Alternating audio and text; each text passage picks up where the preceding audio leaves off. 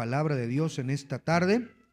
Le voy a pedir lo que siempre le digo: evite salir y entrar, evite ir al baño mientras está la predicación, evite estar hablando, estar ahí comentando algo que nada tiene que ver con la predicación. Por favor, hermanos, tengamos respeto por la palabra de Dios, no por quien está aquí al frente, que es un pecador igual que usted, pero de quien se va a hablar merece todo el honor y el respeto posible. Así que evite estar viendo su WhatsApp, viendo su Messenger, viendo su Instagram, su Telegram o cualquier cosa. Hay algo más importante que eso, y es la predicación de la palabra de Dios.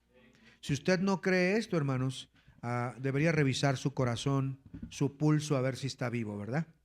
Y saber que lo más importante es concentrarnos en el mensaje en esta hora. Jeremías capítulo 2, acompáñeme allá.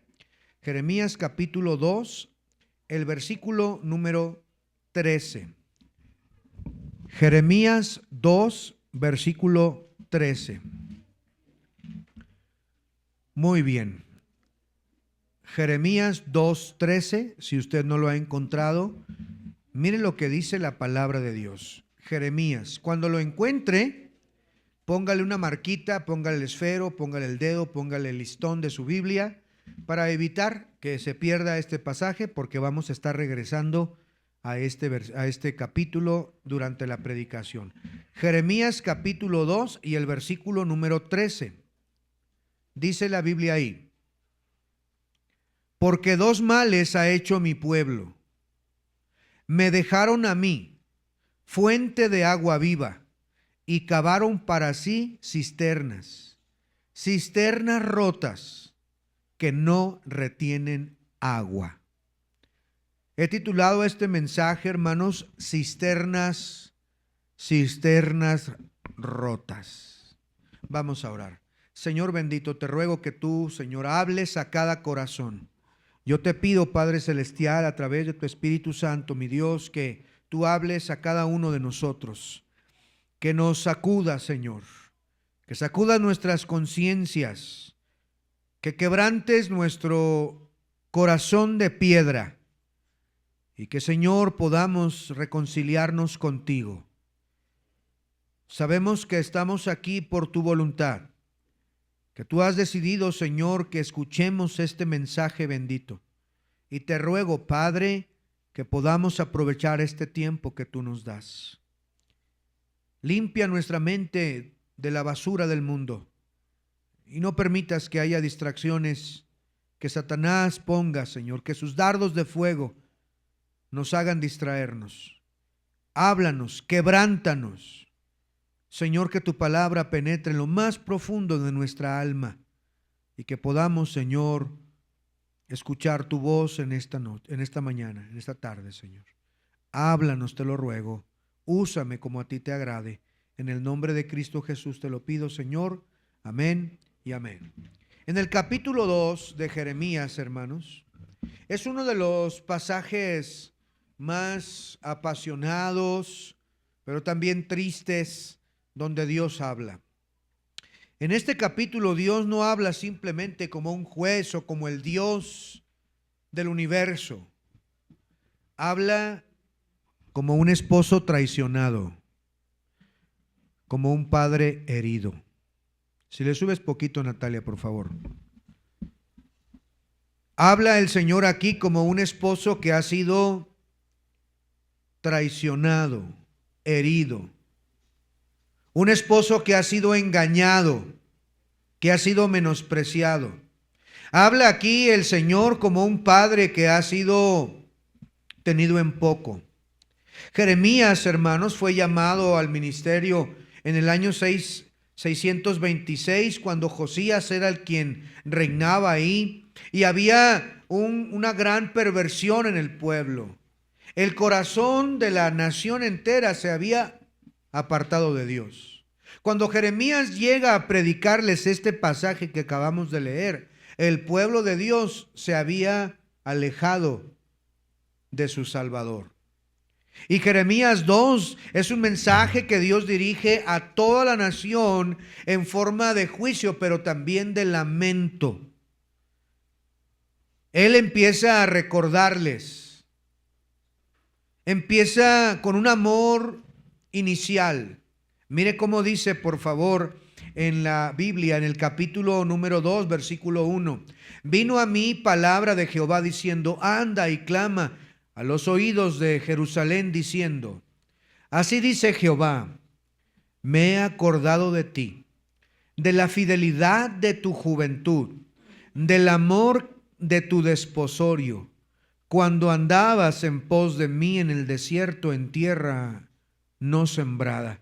Santo era Israel a Jehová, primicias de sus nuevos frutos. Todos los que le devoraban eran culpables, mas venía sobre ellos, dice Jehová.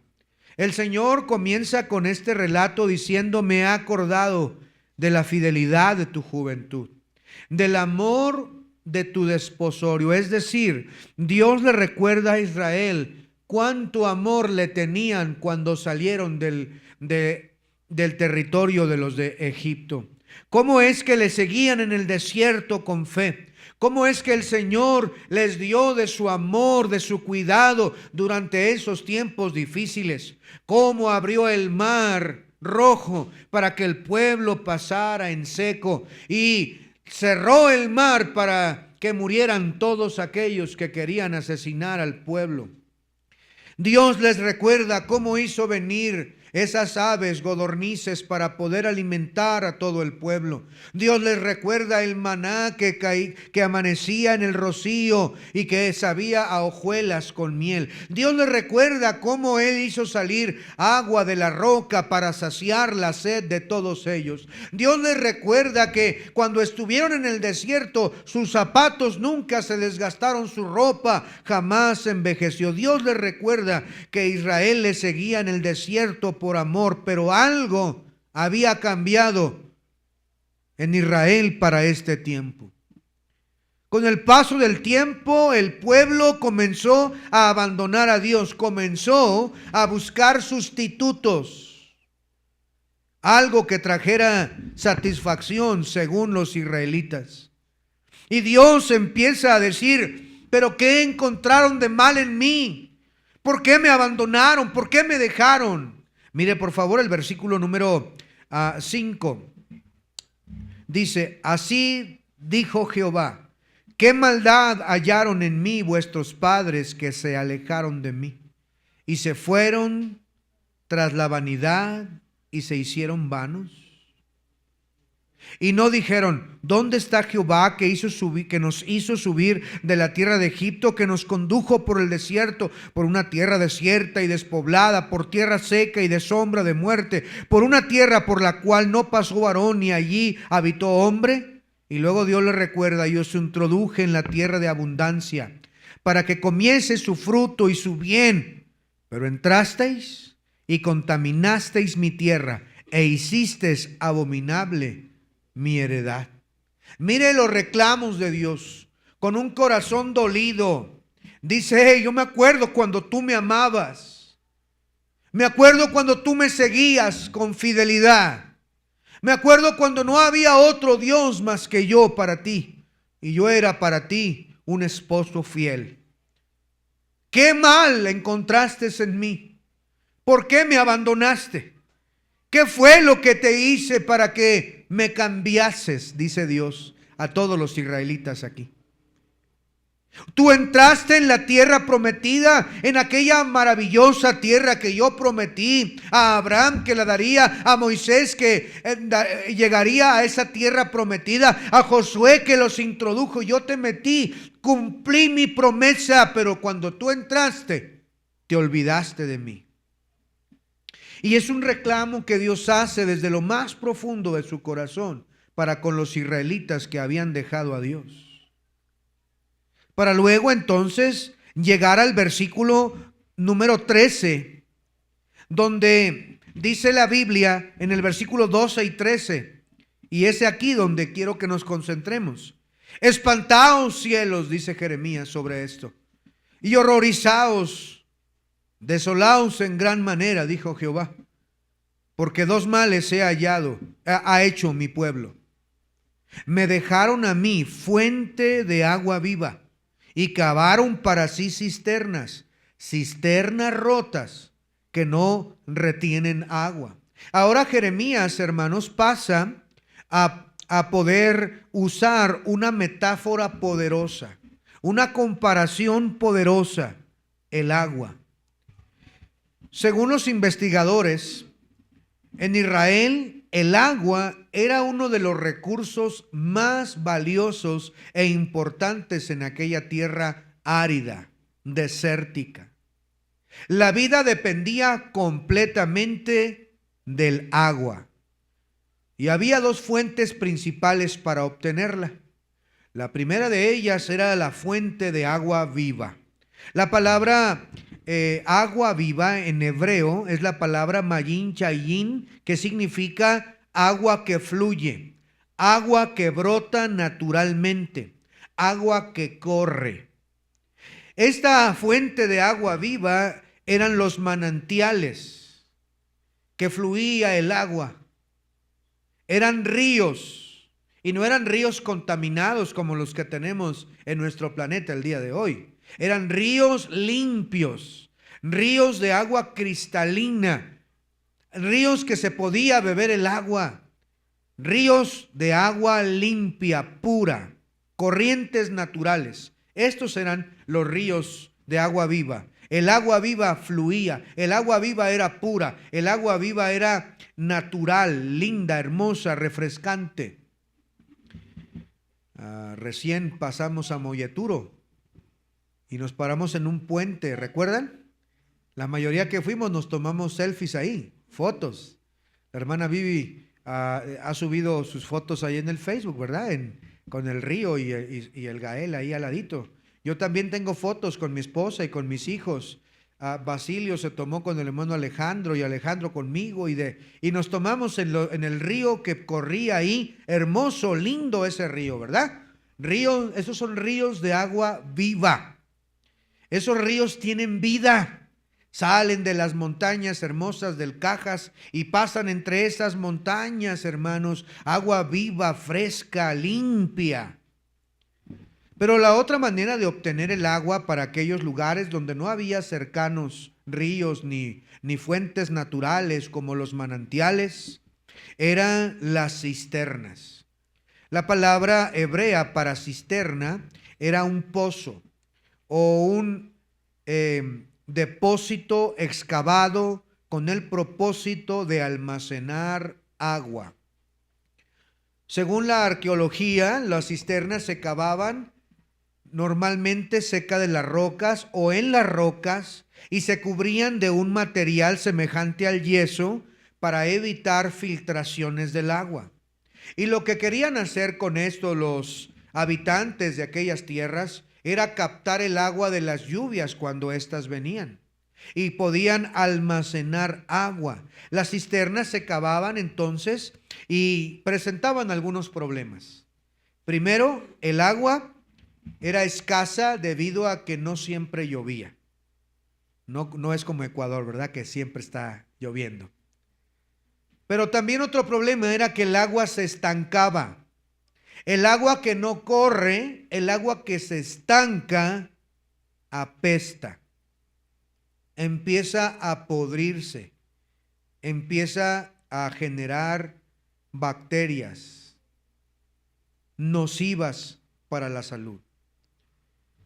Y algunas veces estas grietas aparecían en las cisternas y el agua comenzaba a filtrarse poco a poco, y cuando llegaban los dueños de las cisternas, el nivel del agua había descendido o se había vaciado esa agua. Una cisterna rota era completamente inútil para almacenar agua. No podías almacenar agua. Toda la que echabas se iba por las grietas. Y ahora entonces Jeremías utiliza esta ilustración, esta metáfora, después de decirles que Dios te ama, que Dios ha estado contigo, que recuerdes cómo Dios ha sido bueno en el desierto, que les cuidó, les guardó, les amó, y luego les dice: pero ustedes entraron a mi tierra y la maldijeron, me abandonaron, qué mal vieron en mí. Y Jeremías entonces ahora les dice: dos males ha hecho mi pueblo. Me dejaron a mí fuente de agua viva y cavaron para sí cisternas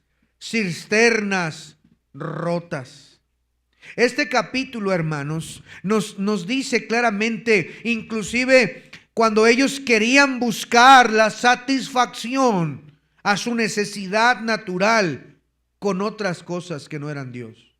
Quisieron sustituir a Dios con unas cisternas rotas, con agua estancada, con agua no viva, con agua putrefacta, con agua maloliente. Pero ellos quisieron dejar al verdadero Dios por esas aguas.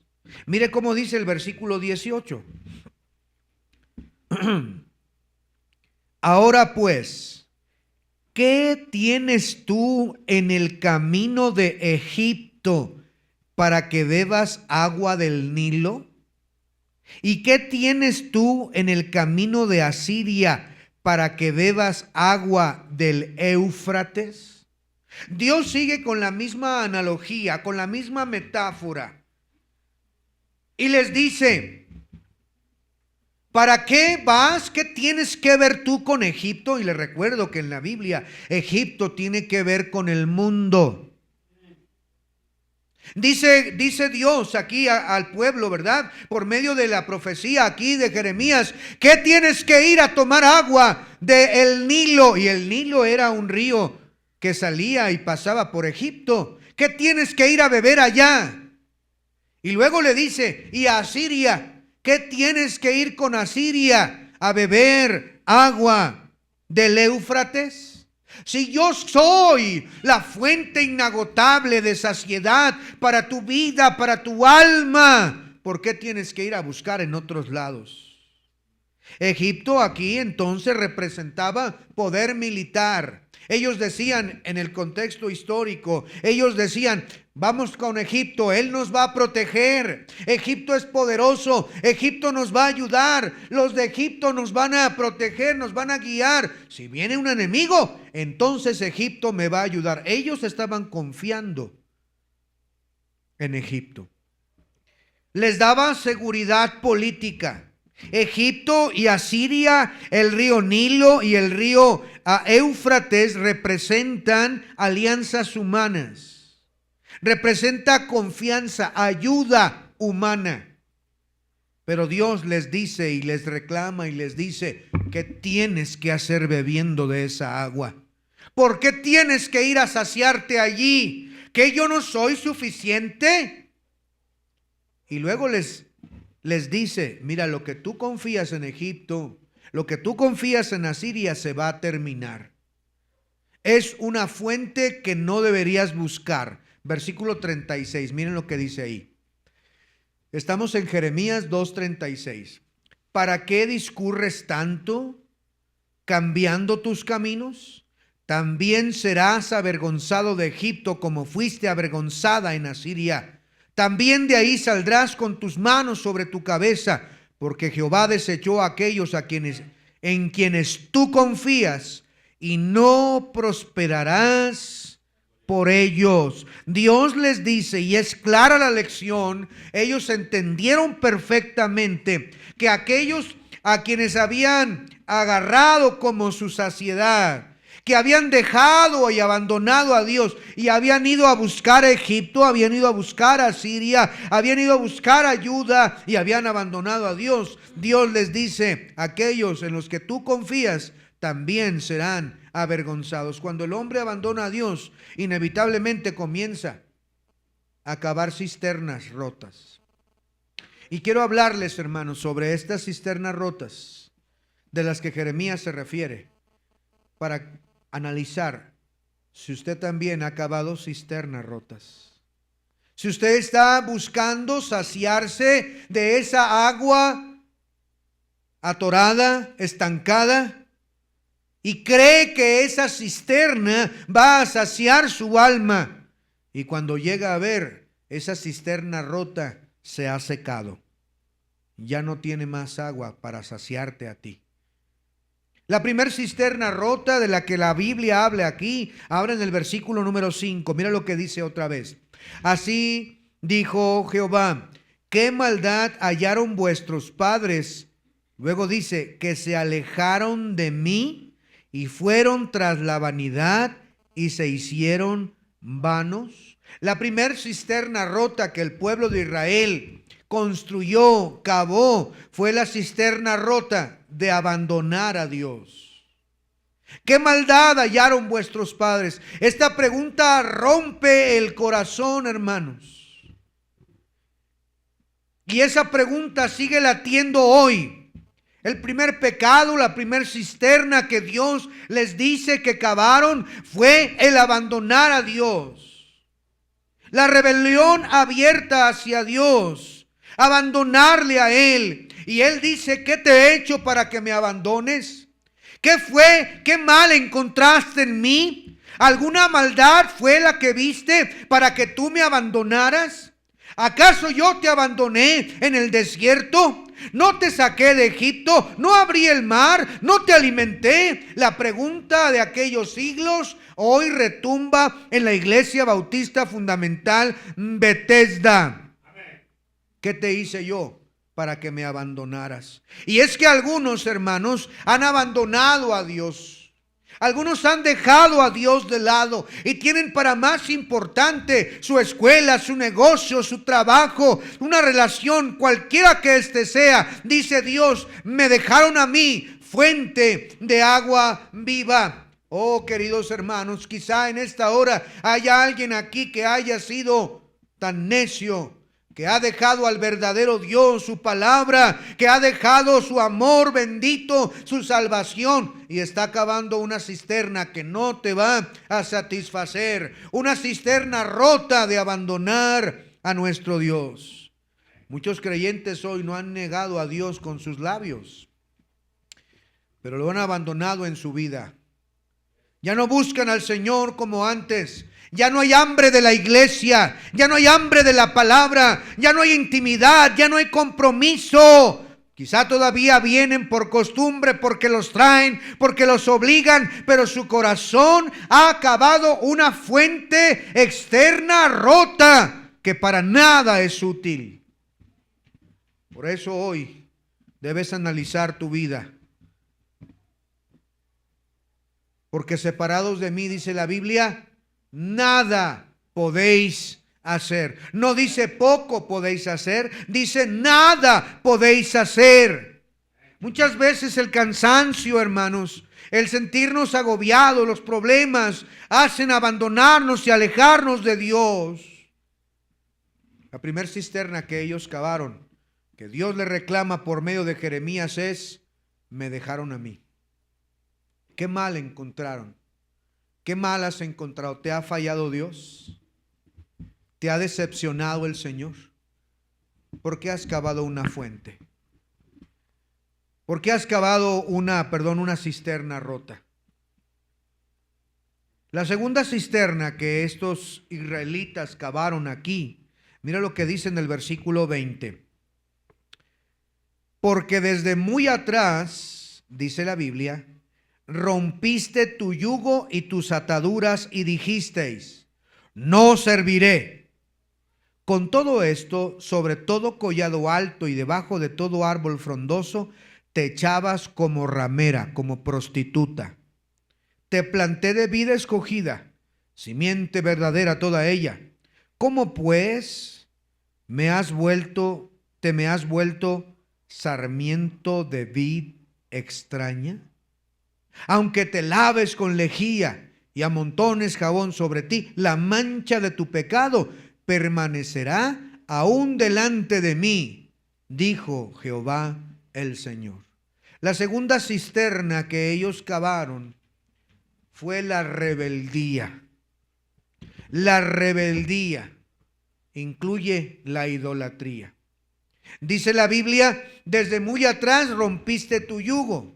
Es decir, me abandonaste. No solo me abandonaste, sino que fuiste y diste el siguiente paso. Fuiste rebelde. Y estos son los mismos pasos que damos muchos de nosotros lejos de Dios. Comenzamos con abandonar a Dios, abandonar su palabra, abandonar la oración, abandonar la iglesia. Y el siguiente paso es romper el yugo y decir no, no más. Como ellos dijeron aquí en el versículo número 20.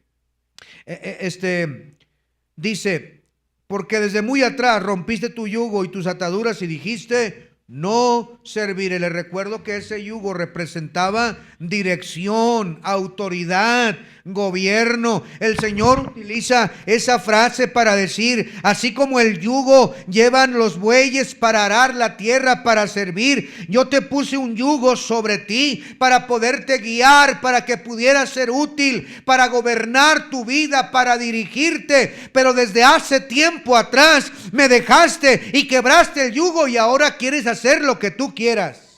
Lo que tú piensas, lo que a ti te gusta, lo que a ti te satisface. Y dice Dios, me dejaste a mí y cavaste una cisterna rota, una cisterna que no retiene agua. Israel rompió ese yugo. Es decir, no queremos que Dios gobierne nuestra vida, no queremos obedecer la palabra, llegar al punto de romper ese yugo de madera.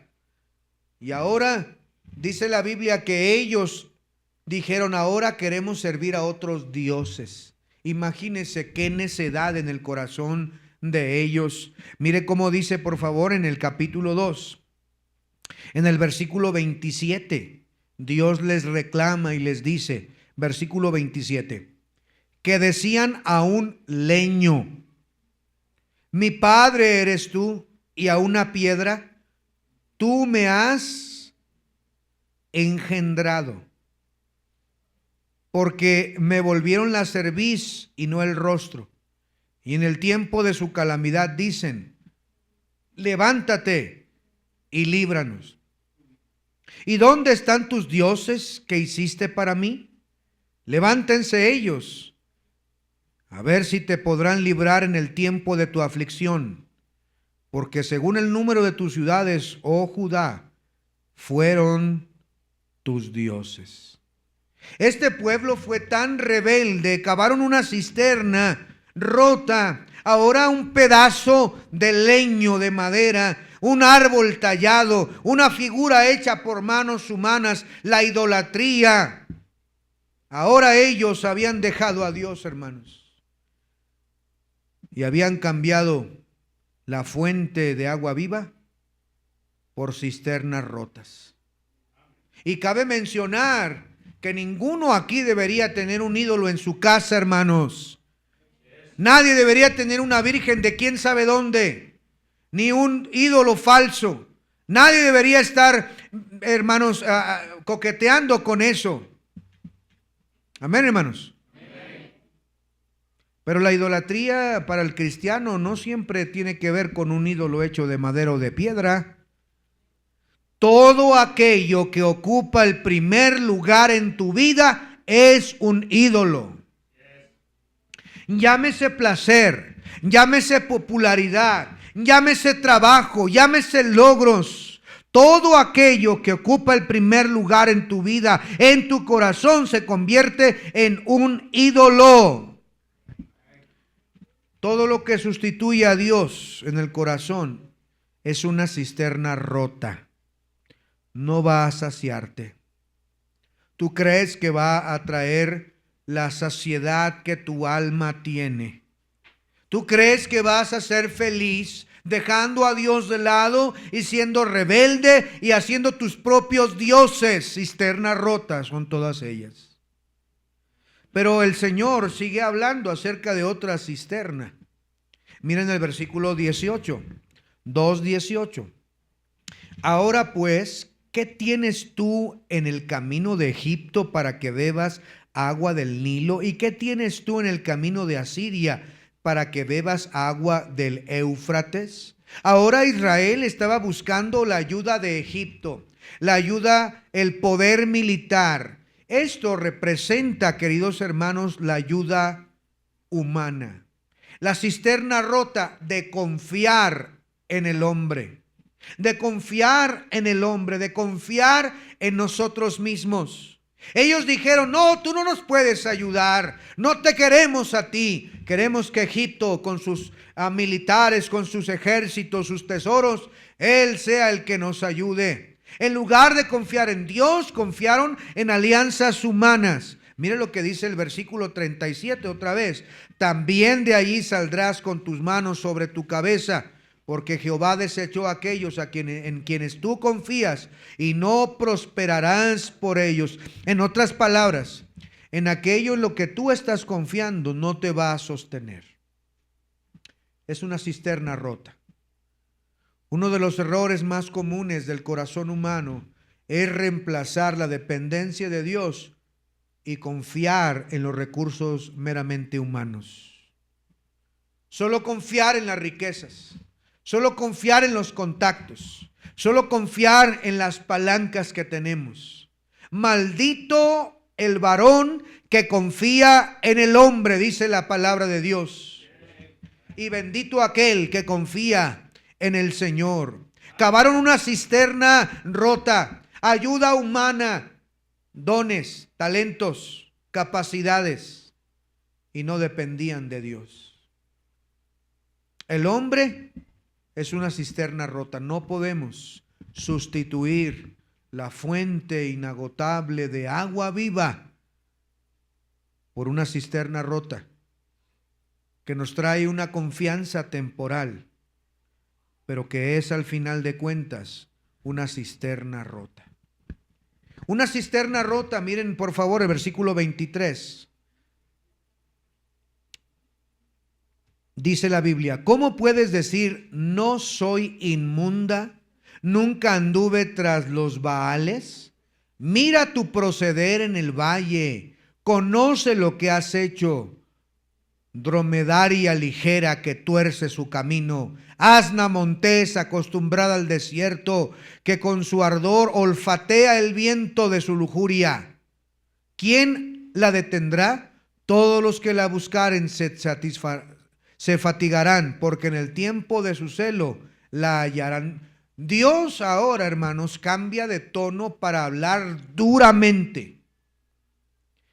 Y desde el versículo número 20 empieza a decirles: rameras, se han comportado como rameras, dice Dios. Yo te planté de vida escogida y ahora me das un sarmiento extraño.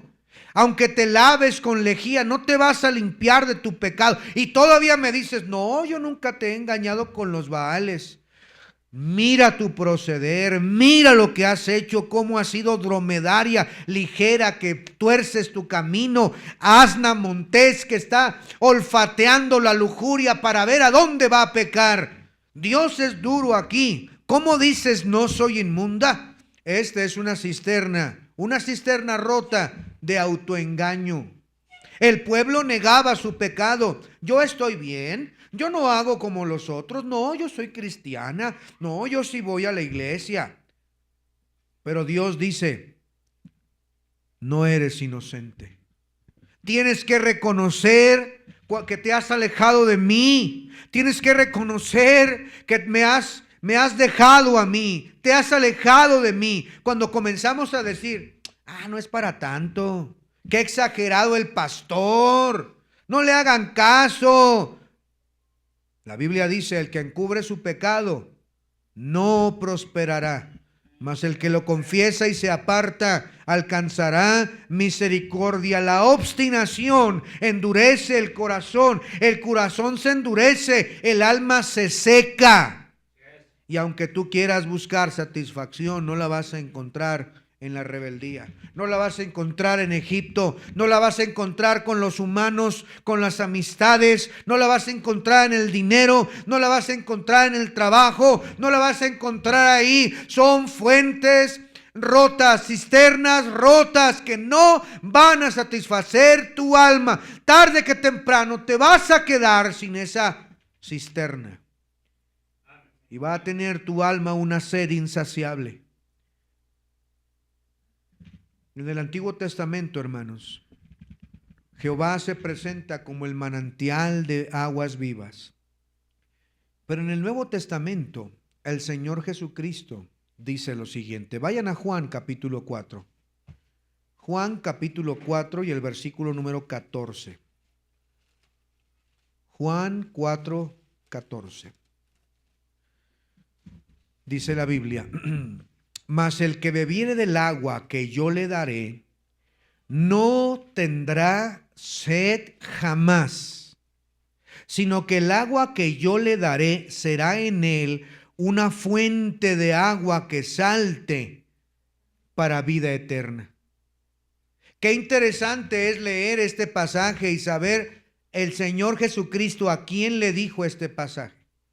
Se lo dijo a la mujer samaritana, que había ido a buscar agua al pozo de Jacob para saciar su sed físicamente. Y es interesante notar que salió al mediodía, cuando no había nadie en el pozo, para no hablar con nadie, cuando las demás doncellas no estaban sacando agua. No esperaba encontrar al Señor Jesucristo. El Señor le dice: dame de beber. Y ella está pensando que habla de que Jesús le está diciendo solamente del agua físicamente. Mira el versículo 10. Respondió Jesús y le dijo: si conocieras el don de Dios y quién es el que te dice dame de beber, tú le pedirías y él te daría agua viva. Y la mujer sigue insistiendo: Señor, ¿no tienes para sacar esa agua? ¿De dónde pues me vas a dar esa agua viva de la que me hablas? Ella estaba pensando de agua de manantial, de agua de río, no agua de pozo. ¿Acaso tú eres mayor que nuestro padre? Versículo 12, Jacob, que nos dio este pozo, de la cual bebieron él y sus hijos. Y él le dice: cualquiera que bebiere de esta agua volverá a tener sed.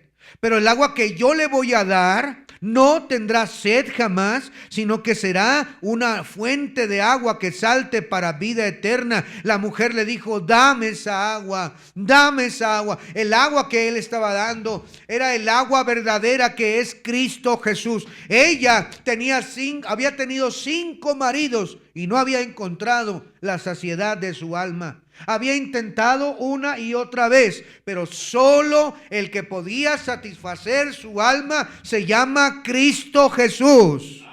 Cristo ofrece no un agua almacenada, no un agua estancada, ofrece una agua viva, verdadera, que sacia el alma.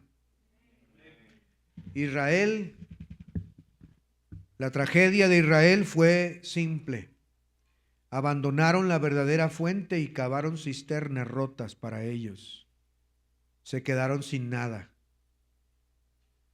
Y esa tragedia sigue siendo la tragedia en nuestra iglesia el día de hoy. Pero la invitación de Jesús sigue abierta. Vengan a mí todos los sedientos, vengan a las aguas. No a una cisterna rota, a una fuente inagotable. Los arqueólogos, en las investigaciones de los últimos años, encontraron en Israel muchas cisternas antiguas, cavadas entre las rocas. Algunas todavía existen hasta nuestros días. Muchas de ellas fueron encontradas con grietas profundas. Los historiadores explican que cuando una cisterna se agrieta, ocurría algo inevitable. El agua comenzaba a filtrarse lentamente hasta que se terminaba. Al principio parecía funcionar la cisterna. Había algo de agua, pero con el paso de los días el nivel iba bajando un poco más y un poco más, hasta que la cisterna quedaba completamente seca y el problema entonces se volvía terrible. En esos climas tan extremos, no beber agua significa la muerte.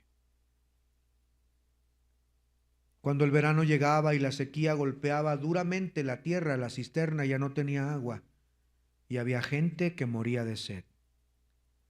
Pensaban encontrar sus cisternas con agua, pero estaban vacías. ¿Cómo estás hoy, querido hermano? Muchos creyentes están así, con cisternas todavía, con un poquito de agua, un poco de satisfacción, un poco de alegría, un poco de estabilidad, pero lentamente se está vaciando tu cisterna porque está rota. El dinero no llena el alma. El éxito no llena el alma. El entretenimiento y el pecado no llenan el alma. La religión no llena el alma. Pero el alma se sacia con Jesús. Por eso es que Él dice, si alguno tiene sed, venga a mí y beba. Venga a mí y beba. ¿Por qué no vienes hoy? Tal vez hoy Dios te ha demostrado algo en tu corazón, una cisterna rota que has cavado, una cisterna llamada mundo, una cisterna llamada orgullo, una cisterna llamado pecado oculto, una cisterna llamado independencia, rebeldía, pero esta cisterna está rota. Hoy puedes seguir cavando cisternas, pero sería mejor que vinieras a la fuente de agua viva. Solo hay dos maneras de que sigas tu vida: que dependas de cisternas rotas y mueras de sed, o que vengas a beber del manantial que es Cristo Jesús, el agua que sí sacia el alma, que da felicidad, paz, dirección y propósito a nuestra vida. Ya deja de confiar en las fuentes, en las cisternas rotas. Abandónalas y regresa. Regresa, porque dos males ha hecho mi pueblo. Me dejaron a mí, fuente de agua viva, y cavaron para sí cisternas. Cisternas rotas que no retienen agua. Vamos a orar. Señor bendito, gracias por esta enseñanza de tu palabra. Somos engañados muchas veces por Satanás, que nos hace cavar cisternas que pensamos que nos van a satisfacer, que nos van a hacer sentir en paz. Y comenzamos cavando una cisterna llamada adulterio, fornicación.